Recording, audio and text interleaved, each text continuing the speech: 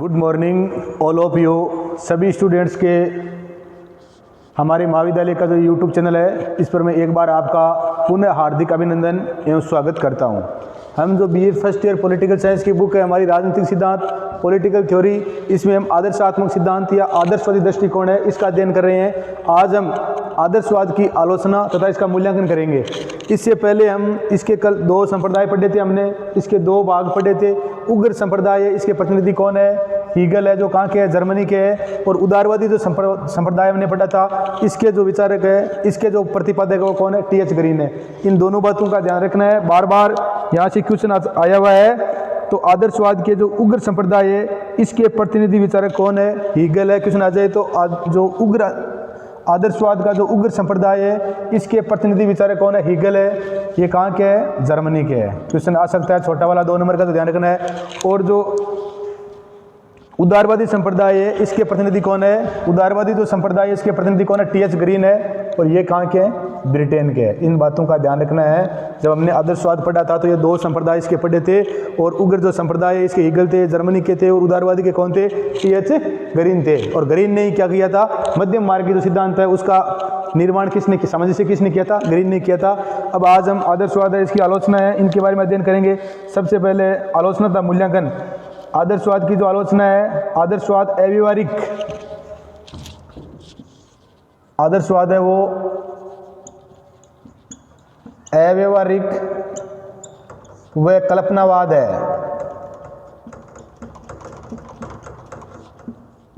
आदर्शवाद की आलोचना इसका हम अध्ययन कर रहे हैं। और पहला है आदर्शवाद है वो क्या है? अव्यवहारिक और कल्पनावाद है। आदर्शवाद है ये अव्यवहारिक और कल्पनावाद है। ये कैसे हैं? आदर्शवादी जिस राज्य की कल्पना करते हैं, आदर्शवादी जिस राज्य की कल्पना करते हैं वो क्या है?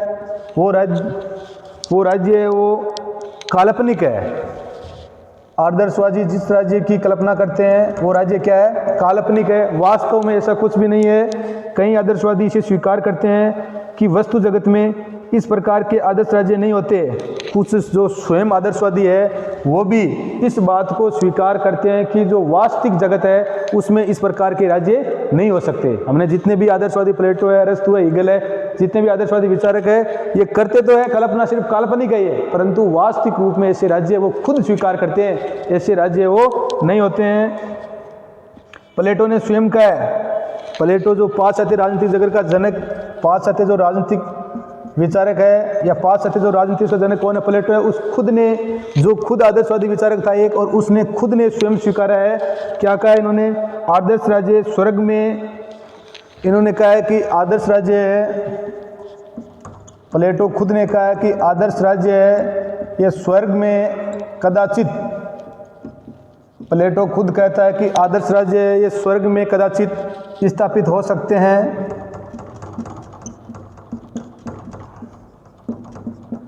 आदर्श राज्य है वो स्वर्ग में कदाचित स्थापित हो सकते हैं, पृथ्वी पर तो ये कभी नहीं,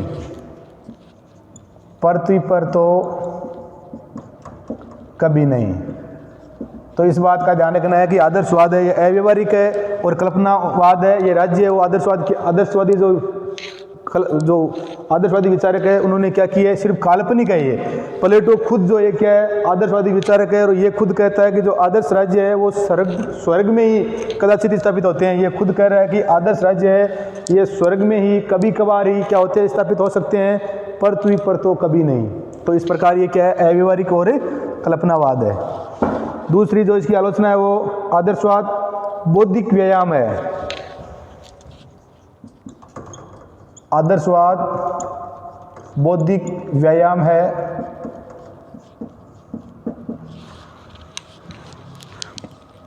आदर्शवादियों का राज्य विषयक समूचा चिंतन है वो क्या है? इनका जो राज्य विषयक समूचा चिंतन है, इनका जो विचार करने की जो विचार करने की इनकी कैपेसिटी है, क्षमता है, वो सब किस पर आधारित है? बुद्धि पर आधारित है। किस पर आधारित है? बुद्धि पर आधारित है। समूचा चिंतन है वो बुद्धिवाद पर आधारित है। वे राज्य को बुद्धि और इच्छा का, आदर्शवादी राज्य को बुद्धि और इच्छा है इसका क्या मानते हैं? बुद्धिवाद मतलब बुद्धि और इच्छा पर आधारित है, बुद्धि और इच्छा का परिणाम मानते हैं। आदर्शवाद ने मनोविज्ञान और प्राणीशास्त्र की, आदर्शवाद है इसने मनोविज्ञान और जो प्राणीशास्त्र इन दोनों की क्या की है, घोर उपेक्षा की है, आलोचना की है। वस्तुतः मनुष्य में बुद्धि से नहीं अपितु मनोभावना द्वारा प्रेरित होता है। मनुष्य वो बुद्धि से नहीं, किससे होता है, अपने जो मन की भावना है उससे क्या होता है, प्रेरित होता है। मनुष्य बुद्धि से कम और मनोभावना है इससे क्या होता है, ज़्यादा प्रेरित होता है। तो ये बौद्धिक व्यायाम है, बुद्धिवाद पर आधारित है। तीसरी जो इसकी आलोचना है वो है आदर्शवाद निरंकुशतावाद है। आदर्शवाद है ये क्या है, निरंकुशतावाद है।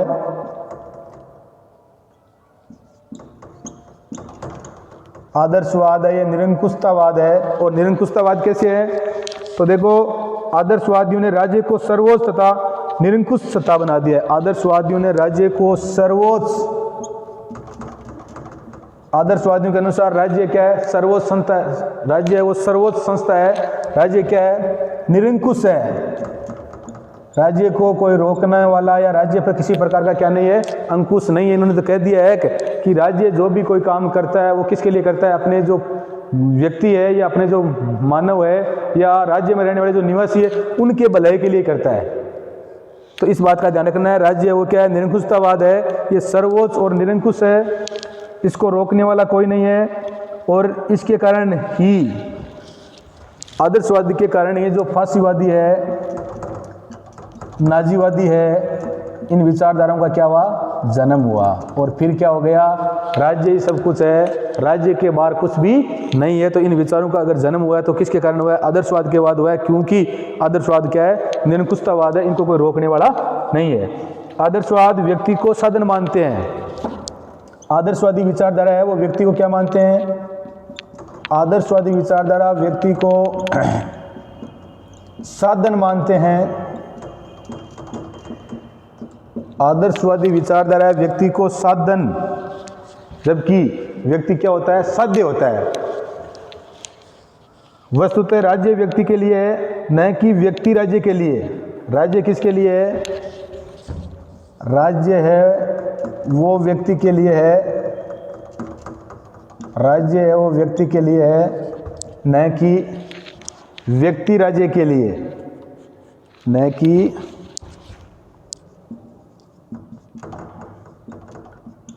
व्यक्ति राज्य के लिए। व्यक्ति को साधन मानते हैं, राज्य व्यक्ति के लिए न कि व्यक्ति वो क्या, राज्य के लिए। किंतु आदर्शवादी विचारक व्यक्ति को राज्य रूपी मशीन का क्या मानते हैं, पुर्जा मानते हैं, एक मशीन का एक क्या मानते हैं, यंत्र मानते हैं। जबकि राज्य वो किसके लिए है, व्यक्ति के लिए है, न कि व्यक्ति राज्य के लिए है। परंतु आदर्शवादी व्यक्ति को क्या मानते हैं, एक साधन मानते हैं, एक मशीन का क्या मानते हैं, एक पुर्जा मानते हैं, एक यंत्र मानते हैं, जो क्या है, गलत है। अगली जो आलोचना है वो है आदर्शवाद राज्य को शरीराधारी बना देता है। आदर्शवाद है ये राज्य को सावे या शरीराधारी बना देता है।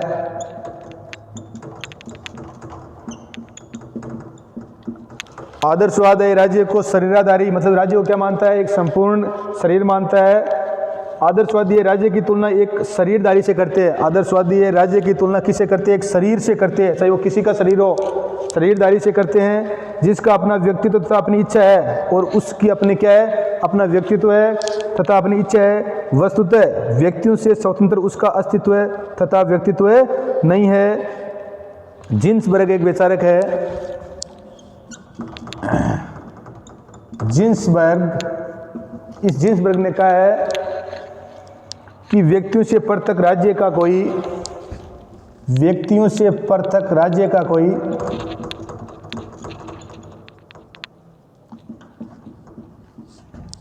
व्यक्तियों से पृथक राज्य का कोई व्यक्तित्व नहीं, कोई स्वार्थ नहीं। राज्य का कोई व्यक्तित्व नहीं, कोई स्वार्थ नहीं। तो जिन्सबर्ग ने खुद ने क्या कहा है कि व्यक्तियों से पृथक राज्य का कोई व्यक्तित्व नहीं, कोई स्वार्थ नहीं। व्यक्ति राज्य तथा समाज की अंतिम तथा वास्तविक इकाई है। व्यक्ति ही राज्य तथा समाज की अंतिम क्या है, वास्तविक इकाई है।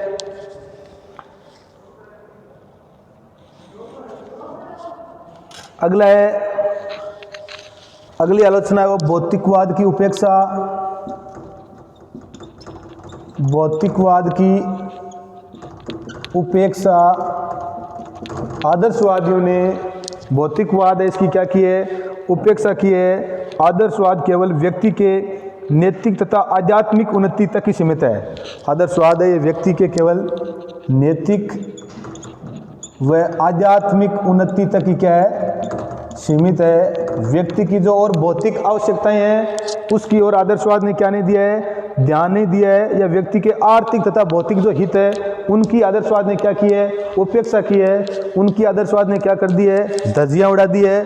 जबकि वर्तमान समय में व्यक्ति की जो आर्थिक और भौतिक आवश्यकताएं हैं उनको भी क्या करना पड़ता है, वो भी उसकी महत्वपूर्ण आवश्यकताएं हैं। तो भौतिकवाद की उपेक्षा कर दी इन्होंने। अगली जो आलोचना है वो है स्वतंत्रता विरोधी दर्शन। आदर्शवादी जो विचारधारा है ये क्या है, स्वतंत्रता विरोधी दर्शन है। किस प्रकार, क्योंकि आदर्शवादी जो दर्शन है या आदर्शवादी जो दृष्टिकोण है इसमें सब कुछ राज्य ही है। राज्य क्या है, एक सर्वोच्च संस्था है। राज्य में रहकर ही व्यक्ति की स्वतंत्रता है, उसको स्वतंत्रता मिल सकती है, उसको उनके अधिकार मिल सकते हैं। इसलिए ये क्या है, स्वतंत्रता का विरोधी दर्शन है। आदर्शवाद व्यक्ति की स्वतंत्रता का विरोधी है। आदर्शवाद व्यक्ति की स्वतंत्रता का क्या है, विरोधी है। ये बोलता है कि जो राज्य ने नियम कानून बनाए हैं वो राज्य में निवास करने वाले समस्त नागरिकों के लिए बनाए हैं और उनको उनका क्या करना चाहिए, पालन करना चाहिए। तो इससे व्यक्ति की जो स्वतंत्रता है उसका क्या होता है, हनन होता है। राज्य की आज्ञा का पालन, राज्य की आज्ञा का पालन करना ही क्या नहीं है, स्वतंत्रता नहीं है। कुछ ऐसी आवश्यकताएं होती है जहां पर राज्य का क्या करना पड़ता है, विरोध भी करना पड़ता है। सच्ची स्वतंत्रता उसी समय उपलब्ध हो सकती है जबकि व्यक्ति अपनी अंतः प्रेरणा से कार्य करे, वही क्या होती है, सच्ची या सही स्वतंत्रता होती है। तो इन बातों का आदर्शवादी है इनकी जो ये विचार है इनका क्या हुआ है, आलोचना हुई है। अगला है, कल हमने पढ़ा था जब हीगल जो प्रमुख आदर्शवादी विचारक है, युद्ध का समर्थन आदर्शवादी विचारधारा ने क्या किया है, युद्ध का समर्थन किया इन्होंने। क्या कभी कभी क्या करना चाहिए, युद्ध भी करना चाहिए। क्या है, वो राज्य के लिए सही है। ये कौन कहते हैं, आदर्शवादी कहते हैं। आदर्शवादी राज्य को नैतिकता से ऊपर बतलाते हैं। आदर्शवादी है ये राज्य को किससे ऊपर बताते हैं, जो नैतिकता होती है इससे ऊपर। मतलब सीधी बात ये आदर्शवादी है उनके लिए राज्य क्या है, सर्वोच्च है। तो नैतिकता, ये बोल रहे हैं कि जो नैतिकता है ये राज्य में क्या हो सकती है, स्थापित हो सकती है। या व्यक्ति के नैतिक विकास है वो कहाँ होगा, राज्य में ही संभव होगा। राज्य नैतिक बंधनों से ऊपर है, वह अंतर्राष्ट्रीय नैतिकता के बंधनों से भी मुक्त है। हीगल ने कहा, खुद जो स्वयं हीगल है, हम यहाँ पर जो अभी उग्र जो संप्रदाय है इसका प्रतिनिधि कौन था, हीगल था। ये कहाँ का था, जर्मनी का था। इस हीगल स्वयं ने क्या कहा है कि युद्ध भी, हीगल स्वयं ने कहा है राज्य युद्ध करने के लिए स्वतंत्र है। हीगल खुद कहता है राज्य युद्ध करने के लिए क्या है, स्वतंत्र है। अगर कहीं ऐसी परिस्थिति आ जाए तो राज्य को क्या करना चाहिए, युद्ध करना चाहिए। राज्य युद्ध करने के लिए स्वतंत्र है और उस पर कोई अंतर्राष्ट्रीय कानून लागू नहीं होता है। तो इसका मतलब है अगर कोई अंतर्राष्ट्रीय संस्था है तो उसका नियम आदर्शवादियों की दृष्टि से उसका नियम नहीं मानना चाहिए, तो क्या है, गलत है। तो इस प्रकार से ये आदर्शवाद है इसकी क्या हुई है, आलोचना हुई है। फिर भी आदर्शवाद ने जो ये आदर्शवादी दृष्टिकोण है, ये जो आदर्शवादी सिद्धांत है, इसने बहुत ही महत्वपूर्ण जो योगदान है वो दिया है, उसकी हम है वो अपेक्षा नहीं कर सकते। तो इस प्रकार आज हमने जो ये आदर्शवादी जो दृष्टिकोण है, ये हमारा लेसन अब है वो कंप्लीट हो गया है। तो इसको ध्यान से अध्ययन कर लेना और हमारी जो बुक है उसमें से आदर्शवादी दृष्टिकोण है इस पार्ट का भी ढंग से है वो पढ़ लेना। और हमारे इस जो वीडियो है इसको लाइक, शेयर और सब्सक्राइब करते रहो ताकि आपको जो नए वीडियो है उनकी अपडेट मिलती रहे। जय हिंद, जय भारत।